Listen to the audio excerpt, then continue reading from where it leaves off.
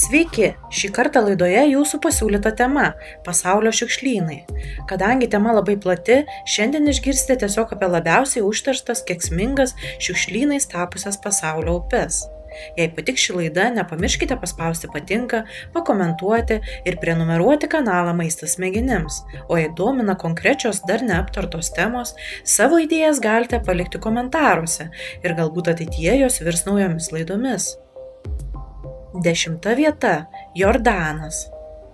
Artimuosiuose rytuose tekanti ir per Tiberiados ežerą į negyvąją jūrą galiausiai įtekanti Jordano upė tūkstančius metų buvo gyvybės, tikėjimo ir civilizacijų simbolis. Tačiau šiandien labiausiai nyksta Jordano žemutinė dalis, ruožas tekantis nuo Galilėjos ežero link negyvosios jūros. Ten vaizdas jau nebeprimena didingos upės. Tai labiau nualintas, užterštas, vos gyvas vandens kanalas. Istoriškai į negyvąją jūrą Jordanas atnešdavo daugiau kaip 1,2–1,3 milijardo kubinių metrų vandens per metus. Dabar, kai didžioji dalis vandens dešimtmečiais buvo nukreipta drėkinimui, miestams ir vandens tiekimo sistemoms, ten nubėga mažiau nei 30 milijonų kubinių metrų per metus. O kai upė netenka beveik viso savo natūralaus srauto, ji praranda gebėjimą pati save išvalyti. Į žemutinį Jordaną šiandien patenka nukreiptų sūrių versmių vanduo, žemės ūkio nuoplovos, dalinai išvalytos arba blogai išvalytos nuotekos, žuvininkystės ūkių išleidžiamas vanduo, gruntinių vandenų pratekėjimai, o taršos pasekmės skaudžios. Žemutinis Jordanas prarado didelę dalį savo natūralių buveinių, o Jordano slėnis neteko maždaug pusės biologinės įvairovės. Dalis šlapynių išdžiūvo, kai kurios versmės irgi silpsta. 9 vieta – Tientė. Pietryčių Brazilijoje, San Paulo valstijoje tekanti Tientė turėtų būti viena svarbiausių regiono gyvybės arterijų. Tačiau ypač ruože per San Paulo metropolinę zoną jau seniai yra tapusi smarkiai užteršta miesto upe. Kirsdama San Paulą, upė ima priimti milžinišką nuotekų ir teršalų krūvį, todėl jos būklė staiga blogėja. Dėl upės vandens naudojimo pasėlių drėkinimui jie metai iš metų kaupia teršalus. Oficialūs 2024 metų duomenys rodo, kad per metropolinį ruožą vandens kokybė daug kur buvo vertinama kaip bloga arba labai bloga. Tientės problema ne tik pramoninės atliekos. Didžiausią žalą upei vis dar daro buitinės nuotekos, organinė tarša ir eutrofikacija, kurią stiprina azoto bei fosforo perteklius. Prie to prisideda ir pramonės teršalai, spartus gyventojų augimas, dalis žemės ūkio nuoplovų, o pastaraisiais metais tyrimai Tientės vandenyje aptiko ir mikroplastikų, farmacinių medžiagų likučių. 2024-aisiais buvo nustatyta, kad net 207 km vandens yra netinkami įvairiam naudojimui, o tai net 29% daugiau nei 2023-aisiais. 8 vieta – Huanghe arba Geltonoji upė. Tai antroji pagal ilgį Kinijos upė ir viena svarbiausių šalies istorinių bei ekonominių arterijų. Tačiau 20-ojo amžiaus pabaigoje ir 21-ojo amžiaus pradžioje jos būklę vis stipriau ėmė veikti žmogaus veikla. Spartėjanti industrializacija, urbanizacija, kasyba, žemės ūkio intensyvėjimas, pramoninės ir buitinės nuotekos, trąšų bei pesticidų nuoplovos. Būtent pramoninės ir buitinės nuotekos ilgą laiką buvo vieni svarbiausių veiksnių bloginusių upės vandens kokybę, o mažesnis vandens kiekis kai kuriuose atkarpose dar labiau silpnino upės gebėjimą natūraliai prasivalyti. Vis dėlto pastaraisiais metais pagrindinėje Geltonosios upės vagoje fiksuotas aiškus pagerėjimas. Jau 3 metus iš eilės pagrindinė vaga išlaiko gerą vandens kokybę, o visame baseine geros arba pakankamai geros kokybės paviršinio vandens dalis per 4 metus irgi smarkiai išaugo. Tačiau ši pažanga nėra tolygi visame baseine. Naujesnės analizės rodo, kad nors pati pagrindinė vaga daug kur tapo švaresnė, dalis didžiųjų intakų ir toliau lieka smarkiai užteršti. Ypač rimta problema išlieka sunkieji metalai, kurie kaupiasi upės nuosėdose. Pavyzdžiui, vidurinėje ir aukštutinėje upės dalyje nerimą kelia chromas ir kadmis. 7 vieta – Sarno upė. Vos 24 km ilgio Sarno upė yra laikoma viena labiausiai užterštų Italijos upių. Ji taip pat dažnai minima ir kaip viena labiausiai užterštų upių Europoje. Kartu su Solofrana ir Cavajola intakais ji drenuoja tankiai apgyvendintą baseiną, apimantį 39 savivaldybės. Pagrindinė jos problema šiandien nėra vien pramonė. Daugelėje ruožų upė pirmiausiai kenčia nuo nevalytų arba nepakankamai išvalytų buitinių nuotekų, todėl vandenyje fiksuojami labai dideli fekalinių koliformų kiekiai.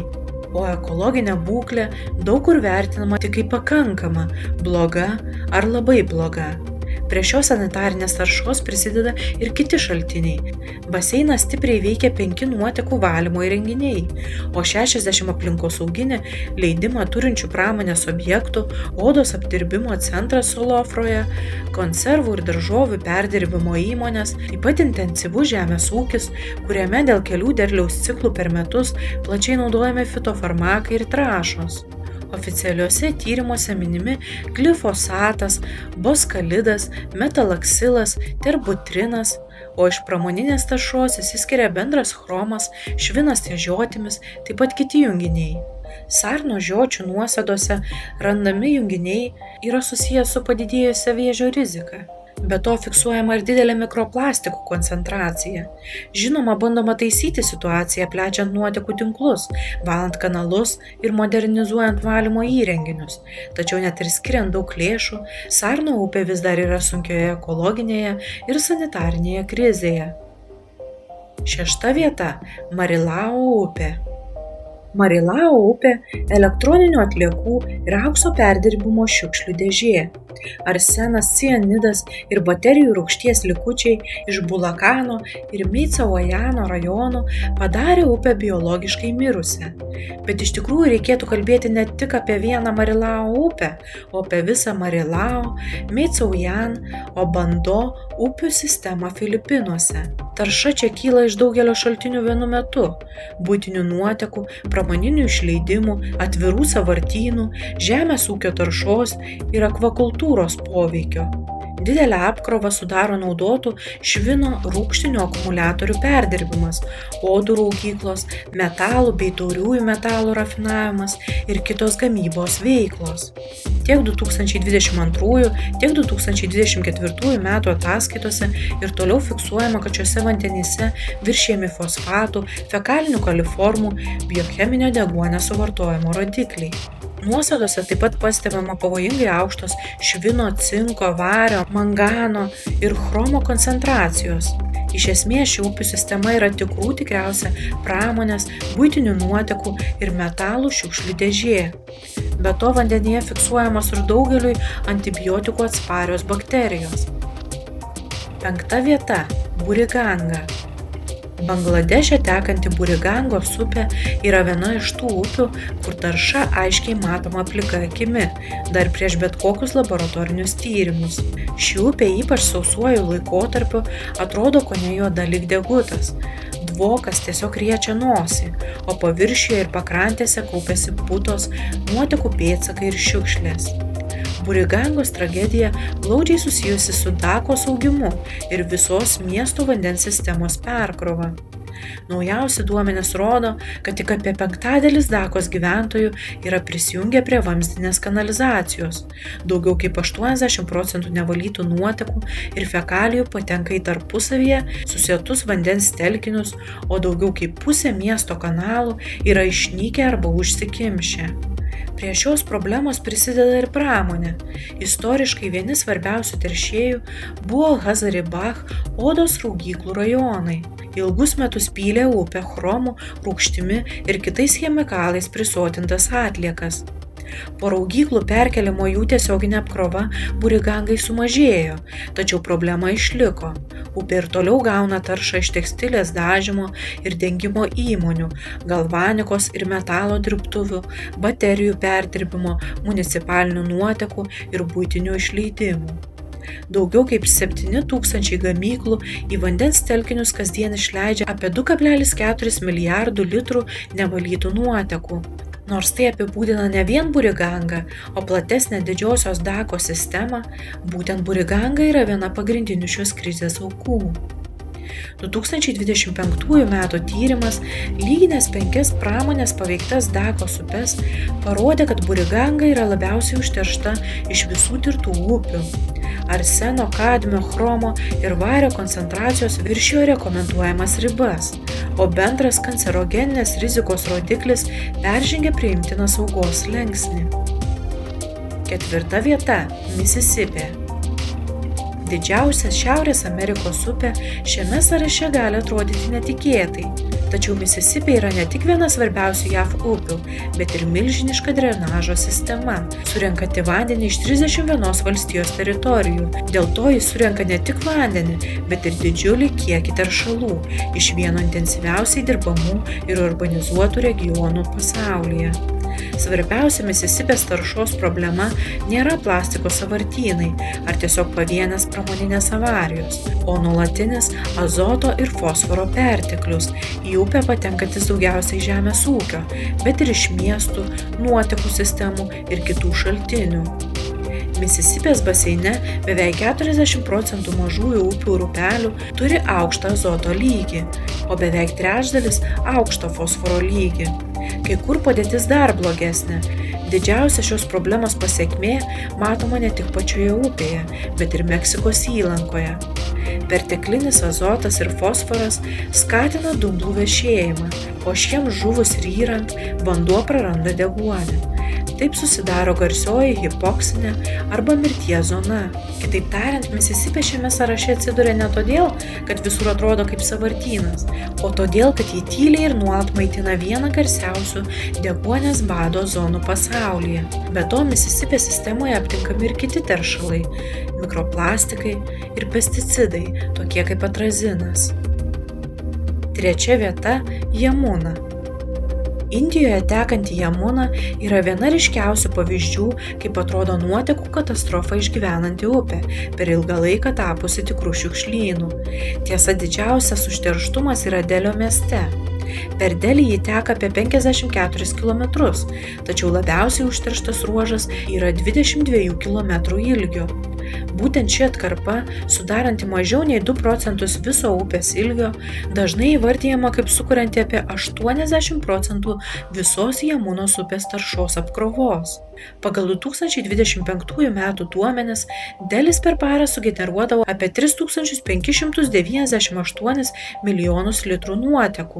Mieste veikia 37 nuotekų valymo įrenginiai, tačiau realiai jam dorodavo tik 2955 milijonus litrų. Dar blogiau, kad nustatytus standartus atitiko tik 23 valyklos. Tai reiškia, kad daugybė milijonų litrų nuotekų kasdien likdavo nevalytos arba nepakankamai išvalytos ir patekdavo į upę. Būtent todėl šiame ruože Jamuna dažnai siejama su stora balta puta, nemaloniu kvapu ir patamsėjusiu vandeniu. Kitaip tariant, Jamunos upė Delyje iš esmės yra vienas didelis tualetas ir būtent todėl ji atsiduria net 3. vietoje tarp labiausiai užterštų upių pasaulyje. 2. vieta – Ganga.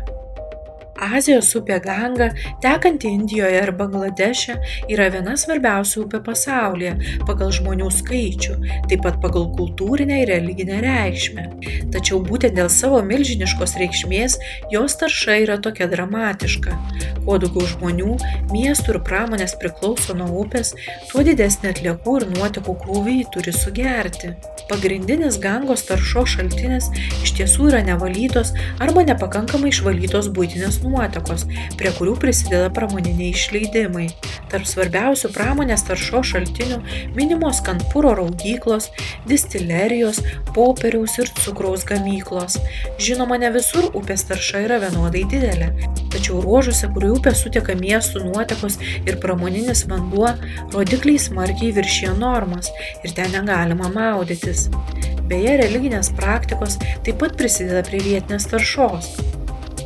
1. vieta – Citarum upė.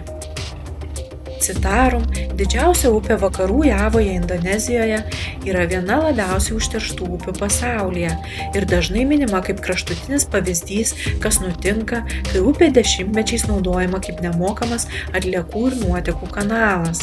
Kai kuriuose vietose jos paviršių iš tiesų dengia toks tankus plūduriuojančių šiukšlių sluoksnis, kad vandens beveik nesimato. Tačiau svarbiausia Citarum problema yra ne vien plastikas ar baisus vaizdas, o ilgalaikė sanitarinė, komunalinė ir pramoninė tarša. Tyrimai rodo, kad aukštutinio Citarum vandens kokybė per pastaruosius dešimtmečius smarkiai blogėjo. Pavyzdžiui, fekalinių koliformų kiekis normas viršijo daugiau kaip 5000 kartų. Tai jau nelabai purvina upė, o tikriausia sanitarinė avarija. Bet žinoma, kalta ne tik itin silpna sanitarinė infrastruktūra ir nepakankamai efektyvus nuotekų surinkimas. Pramonė irgi yra labai svarbi šios problemos dalis. Mat aukštutinis Citarum kenčia nuo daugybės tekstilės ir dažymo įmonių. 2024 metų tyrimas Bandungo regione parodė, kad dalis geriamojo ir buitinio vandens mėginių buvo netinkami naudoti dėl sunkiųjų metalų, tarp jų arseno, kadmio, gyvsidabrio ir švino. Kitame tyrime apie aukštutinį Citarum nustatyta, kad kai kuriuose žuvų mėginiuose aptiktas gyvsidabris buvo pakankamai didelis, kad žuvis būtų vertinamos kaip nesaugios vartoti. Žinoma, Citarum upę bandoma valyti, tačiau kol kas ši upė vis dar išlieka labiausiai užteršta upė pasaulyje. Ačiū, kad žiūrėjote. Jei patiko laida, nepamirškite paspausti patinka, pakomentuoti ir pasidalinti video su draugais. O jeigu norite nepraleisti būsimų laidų, prenumeruokite kanalą Maistas smegenims. Iki!